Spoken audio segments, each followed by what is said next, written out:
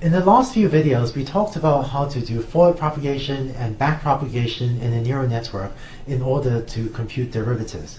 But backprop as an algorithm has a lot of details and can be a little bit tricky to implement. And one unfortunate property is that there are many ways to have subtle bugs in backprop, so that if you run it with gradient descent or some other optimization algorithm, it could actually look like it's working, and your cost function j of theta may end up decreasing on every iteration of gradient descent, but this could hold true even though there might be some bug in your implementation of backprop. So that it looks like j of theta is decreasing, but you might just wind up with a neural network that has a higher level of error than you would with a bug-free implementation, and you might just not know that there was this subtle bug that's giving you worse performance. So what can we do about this? There's an idea called gradient checking that eliminates almost all of these problems. So today, every time I implement backpropagation or a similar gradient descent algorithm on a neural network or any other reasonably complex model, I always implement gradient checking. And if you do this, it will help you make sure and sort of gain high confidence that your implementation of forward prop and back prop or whatever is 100% correct. And in what I've seen, this pretty much eliminates all the problems associated with sort of buggy implementations of backprop. And in the previous videos, I sort of asked you to take on faith that the formulas I gave for computing the deltas and the d's and so on, I asked you to take on faith that those actually do compute the gradients of the cost function. But once you implement numerical gradient checking, which is the topic of this video, you'll be able to sort of verify for yourself that the code you're writing is indeed computing the derivative of the cost function j. So here's the idea. Consider the following example. Suppose I have a function j of theta, and I have some value theta, and for this example, I'm going to assume that theta is just a real number. And let's say I want to estimate the derivative of this function at this point, and so the derivative is equal to the slope of that sort of tangent line. Here's how I'm going to numerically approximate the derivative, or rather here's a procedure for numerically approximating the derivative. I'm going to compute theta plus epsilon, so value a little bit to the right, and I'm going to compute theta minus epsilon, and I'm going to look at those 2 points and connect them by a straight line,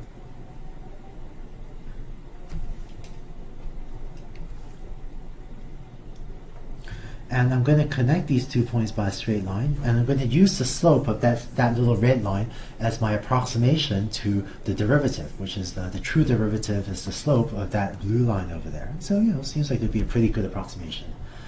Mathematically, the slope of this red line is this vertical height divided by this horizontal width. So this point on top is j of theta plus epsilon. This point here is j of theta minus epsilon, so this vertical difference is j of theta plus epsilon minus j of theta minus epsilon, and this horizontal distance is just 2 epsilon. So my approximation is going to be that the derivative with respect to theta of j of theta at this value of theta, that's approximately j of theta plus epsilon minus j of theta minus epsilon over 2 epsilon. Usually I'll use a pretty small value for epsilon and set epsilon to be maybe on the order of 10 to the minus 4. There's usually a large range of different values for epsilon that work just fine, and in fact if you let epsilon become really small, then mathematically this term here actually mathematically becomes the derivative, becomes exactly the slope of the function at this point. It's just that we don't want to use epsilon that's too small, because then you might run into numerical problems. So I usually use epsilon around 10 to the minus 4, say. And by the way, some of you may have seen an alternative formula for estimating the derivative, which is this formula. This one on the right is called the one-sided difference, whereas the formula on the left, that's called the two-sided difference. The two-sided difference gives us a slightly more accurate estimate, so I usually use that rather than this one-sided difference estimate.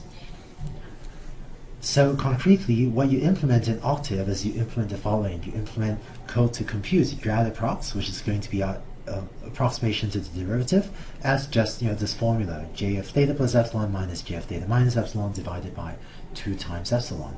And this will give you a numerical estimate of the gradient at that point. And in this example, it seems like it's a pretty good estimate. Now, on the previous slide, we considered the case of when theta was a real number. Now let's look at a more general case of when theta is a vector parameter. So let's say theta is an Rn, and it might be an unreal version of the parameters of our neural network.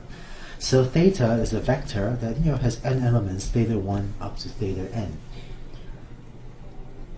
We can then use a similar idea to approximate all the partial derivative terms. Concretely, the partial derivative of a cost function with respect to the first parameter, theta 1, that can be obtained by taking j and increasing theta 1. So you have j of theta 1 plus epsilon and so on, minus j of this theta 1 minus epsilon and divided by 2 epsilon. The partial derivative with respect to the second parameter, theta 2, is again this thing, except that you take j of, here you're increasing theta 2 by epsilon, and here you're decreasing theta 2 by epsilon, and so on, down to the derivative with respect to theta n would be if you increase and decrease theta n by epsilon over there. So these equations give you a way to numerically approximate the partial derivative of j with respect to any one of your parameters, theta I. Concretely, what you implement is therefore the following. We implement the following in octave to numerically compute the derivatives. We say for I equals 1 through n, where n is the dimension of our parameter vector theta, and I usually do this with the unrolled version of the parameters. So theta is just a long list of all of my parameters in my neural network, say. I'm going to set theta plus equals theta, then increase theta plus the ith element by epsilon, and so this is basically theta plus is equal to theta except for theta plus I, which is now incremented by epsilon. So theta plus is equal to theta 1, theta 2, and so on, and then theta I has epsilon added to it, and then I go down to theta n. So this is what theta plus is. And similarly, these two lines set theta minus to something similar, except that this, instead of theta I plus epsilon, this now becomes theta I minus epsilon. And then finally, you implement this, grad approx I, and this will give you your approximation to the partial derivative with respect to theta I of j of theta.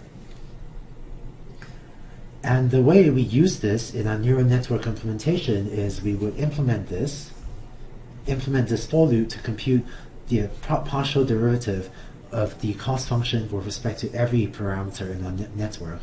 And we can then take the gradient that we got from backprop. So dvec was the derivatives we got from backprop. So backpropagation was a relatively efficient way to compute the derivatives or the partial derivatives of our cost function with respect to all of our parameters. And what I usually do is then take my numerically computed derivative, that is this grad approx that we just had from up here, and make sure that that is equal, or sort of approximately equal, up to small values of numerical roundoff, that this is pretty close to the dvec that I got from backprop. And if these two ways of computing the derivative give me the same answer, or at least give me very similar answers, up to a few decimal places, then I'm much more confident that my implementation of backprop is correct. And when I plug these dvec vectors into gradient descent or some advanced optimization algorithm, I can then be much more confident that I'm computing the derivatives correctly, and therefore that hopefully my code will run correctly and do a good job optimizing j of theta. Finally, I want to put everything together and tell you how to implement this numerical gradient checking. Here's what I usually do. First thing I do is implement backpropagation to compute dvec. So this is a procedure we talked about in the earlier video to compute dvec, which may be our unrolled version of these matrices. Then what I do is implement numerical gradient checking to compute grad approx. So this was what I described earlier in this video in the previous slide. Then you should make sure that dvec and grad approx give similar values, let's say up to a few decimal places. And finally, and this is the important step, before you start to use your code for learning, for seriously training your network, it's important to turn off gradient checking and to no longer compute this grad approx thing using the numerical derivative formulas that we talked about earlier in this video. And the reason for that is the numerical gradient checking code, the stuff we talked about in this video, that's a very computationally expensive, that's a very slow way to try to approximate the derivative. Whereas in contrast, the backpropagation algorithm that we talked about earlier, that is the thing we talked about earlier for computing D1, D2, D3, or for dvec, backprop is a much more computationally efficient way of computing the derivatives. So once you've verified that your implementation of backpropagation is correct, you should turn off gradient checking and just stop using that. So just to reiterate, you should be sure to disable your gradient checking code before running your algorithm for many iterations of gradient descent or for many iterations of the advanced optimization algorithms in order to train your classifier. Concretely, if you were to run numerical gradient checking on every single iteration of gradient descent, or if it were in the inner loop of your cost function, then your code would be very slow because the numerical gradient checking code is much slower than the backpropagation algorithm, than the backpropagation method, where you remember we were computing delta 4, delta 3, delta 2, and so on. That was the backpropagation algorithm. That is a much faster way to compute derivatives than gradient checking. So when you're ready, once you verify the implementation of backpropagation is correct, make sure you turn off or you disable your gradient checking code while you're training your algorithm, or else your code could run very slowly. So that's how you take gradients numerically, and that's how you can verify that your implementation of backpropagation is correct. Whenever I implement backpropagation or similar gradient descent algorithm for a complicated model, I always use gradient checking, and this really helps me make sure that my code is correct.